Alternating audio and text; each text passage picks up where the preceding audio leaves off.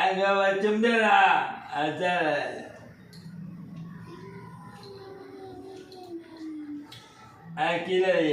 ஆஷிக், யாருப்பா குத்து விளக்க வந்து கற்பூர தீபம் காமிக்கிற மாதிரி காமிச்சிட்டு இருக்க? அது அப்படி காமிக்க கூடாதுப்பா